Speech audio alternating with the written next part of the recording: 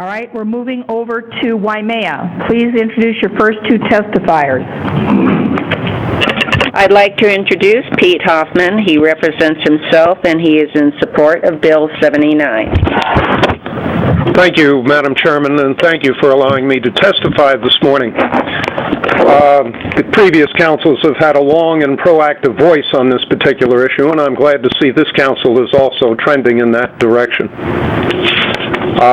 Just in order to be certain that people don't misinterpret, I'm a strong advocate for GMO research and development because I do believe that eventually, in the not-too-distant future, the advantages and scientific research into the GMO area will be of great advantage to us, not only here in America, but also worldwide. So what's the problem? Why Bill 79? Why even the concerns that we have here in Hawaii? Well, first of all, let's be honest. The Monsanto and its other corporations involved in this research see the same thing that many of us here on this island see, that we are in a unique geographic position in the middle of the Pacific Ocean, 22 to 2,400 miles away from land, and if something happens as an inadvertent accident or mistake as far as scientific research is concerned, the damage is going to be limited. Better here than perhaps in the middle of the breadbasket in Central California or in Florida. There's nothing wrong with that, as long as reasonable measures are taken, of course, in order to ensure that the residents of this floating laboratory are at least safeguarded in the event that any such accident does occur. Bill 79 at least provides some of those safeguards and measures that we might be looking for.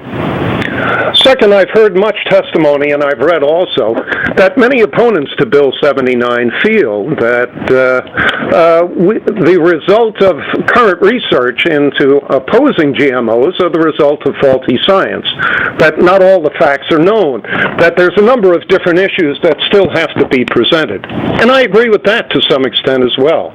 But that indeed is one of the reasons why I'm a strong proponent for Bill 79, not in opposition to it. The reality is we don't have all the answers.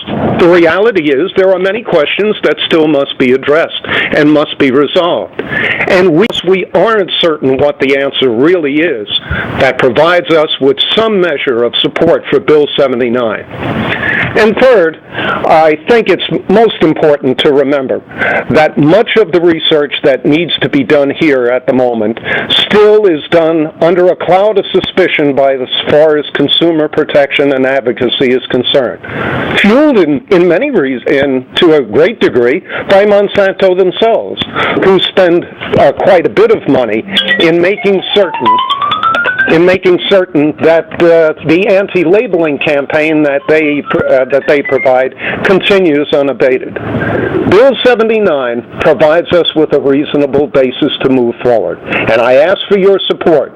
It provides us a reasonable method of making sure that the members of this floating laboratory are safeguarded. And simply because we don't know the answers to all the questions does not mean we should do nothing. That's utter nonsense. Thank you, Pete. Thank you. Introducing